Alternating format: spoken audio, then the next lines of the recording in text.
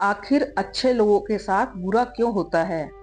आपने भी देखा या फिर महसूस किया होगा कि आपके आसपास धर्म, कर्म और पूजा पाठ में लीन रहने वाले लोगों की जिंदगी खुशहाल नहीं होती, जितनी कि अधर्मी लोगों की होती है। और यह सब देखकर मन में कभी न कभी यह सवाल जरूर आता है कि आखिर अच्छे लोगों के साथ बुरा क्यों होता है। भगवत गीता एक ऐसा धर्म ग्रंथ है जिसमें मनुष्य के मन में उठने वाले हर प्रश्न का हल विस्तार से बताया गया है। भगवत गीता में वर्णित कथा के अनुसार अर्जुन के मन में जब भी कोई दुविधा उत्पन्न होती थी, वह उस दुविधा को लेकर श्री कृष्ण के पास पहुंच जाते थे। एक दिन की बात है, भगवान श्री कृष्ण के पास अर्जुन आए और उनसे बोले, हे वासुदेव, मुझे दुविधा ने घेर रखा है और इसका समाधान आप ही बता सकते हैं। तब श्री कृष्ण ने अर्जुन से कहा, हे धनंजय, तुम अपनी दुविधा सविस्तार बताओ, तब मैं तुम्हें उसका हल बताऊंगा। तब अर्जुन बोले, हे नारायण, कृपया करके मुझे यह बताइए कि अच्छे लोगों के साथ हमेशा बुरा ही क्यों होता है, जबकि बुरे लोग हमेशा खुशहाल दिखते हैं। अर्जुन के मुख से ऐसी बातें सुनकर श्री कृष्ण मुस्कुराते हुए बोले, हे पार्थ, मनुष्य जैसा देखता है या फिर महसूस करता है, वास्तव में ऐसा कुछ नहीं होता, बल्कि अज्ञानतावश वह सच्चाई को समझ नहीं पाता। श्री कृष्ण की बातें सुनकर अर्जुन हैरान हो गए और बोले, हे नारायण, आप क्या कहना चाहते हैं? मेरी समझ में नहीं आया। तब श्री कृष्ण बोले, अब मैं तुम्हें एक कथा सुनाता हूँ, जिसे सुनने के बाद तुम समझ जाओगे कि हर एक प्राणी को उसके कर्म के हिसाब से ही फल मिलता है। अर्थात जो बुरा कर्म करता है उसे बुरा फल मिलता है, और जो अच्छा कर्म करता है उससे अच्छा फल मिलता है, क्योंकि अच्छे कर्म और बुरे कर्म तो मनुष्य पर निर्भर करते हैं। प्रकृति प्रत्येक को अपनी राह चुनने का मौका देती है।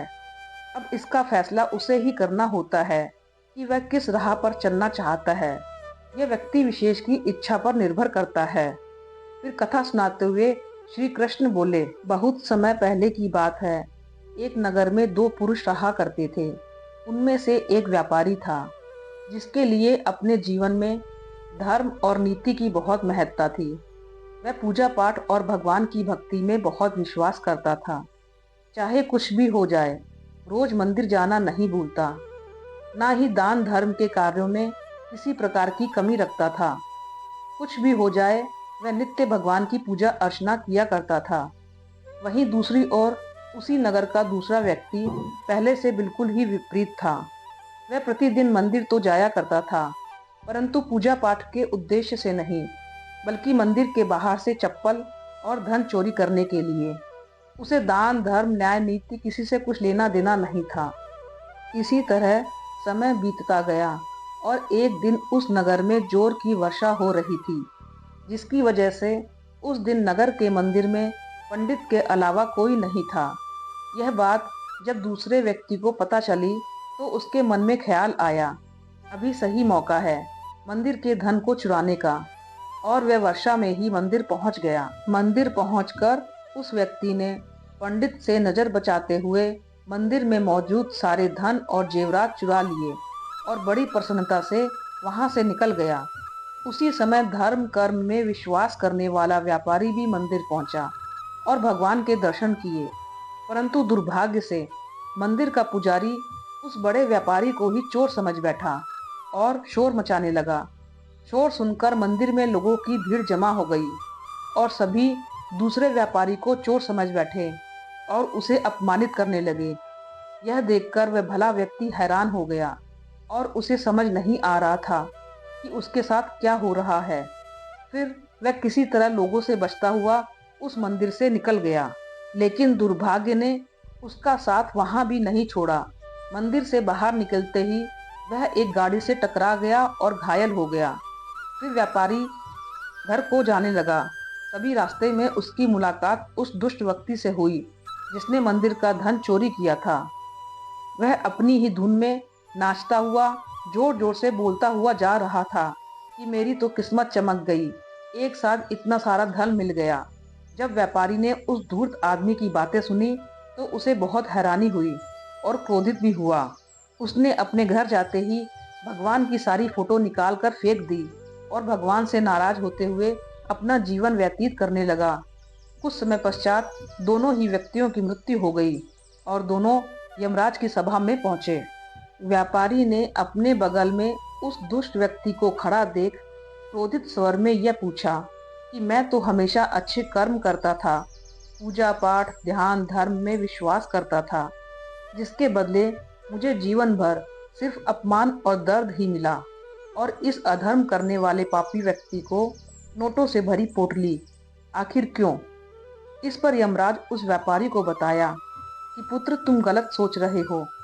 जिस दिन तुम्हें गाड़ी से टक्कर लगी थी, वास्तव में उस दिन तुम्हारे जीवन का आखिरी दिन था, परंतु तुम्हारे किए गए अच्छे कर्मों के कारण ही तुम्हारी मृत्यु एक छोटी सी चोट में परिवर्तित हो गई।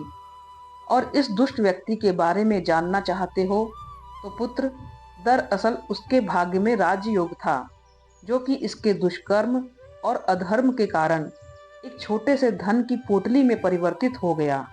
श्री कृष्ण अर्जुन को यह कथा सुनाने के बाद कहते हैं, हे पार्थ, क्या तुम्हें तुम्हारे प्रश्न का उत्तर मिल गया? ऐसा सोचना कि भगवान लोगों के अच्छे कर्मों को नजरअंदाज कर रहे हैं, यह बिल्कुल भी सत्य नहीं है। भगवान हमें क्या किस रूप में दे रहा है, यह मनुष्य की समझ में नहीं आता। लेकिन अगर आप अच्छे कर्म करते हैं तो भगवान की कृपा सदैव आप पर बनी रहती है। इस कहानी से यह पता लगता है कि हमें कभी भी अपने कर्मों को बदलना नहीं चाहिए, क्योंकि अपने कर्मों का फल हमें इसी जीवन में मिलता है, बस हमें इसका पता नहीं चलता। इसलिए मनुष्यों को चाहिए कि वह हमेशा अपने जीवन में अच्छे कर्म करते रहें, क्योंकि श्री कृष्ण ने गीता में भी बताया है कि किसी के द्वारा किया गया कर्म बेकार नहीं जाता, भले ही कर्म अच्छा हो या बुरा। आज के अधिकतर जनमानस इस रहस्य के बारे में नहीं जानते, जिसका सबसे बड़ा कारण है कि धर्म ग्रंथों को सही से ना पढ़ना या फिर उसमें लिखी बातों पर विश्वास ना करना। इसलिए मनुष्य को चाहिए कि वह हमेशा अपने जीवन में अच्छे कर्म करते रहें। अगर आपको यह वीडियो पसंद आई तो कृपया करके लाइक करें, कमेंट करें और हमारे चैनल को सब्सक्राइब करें। धन्यवाद।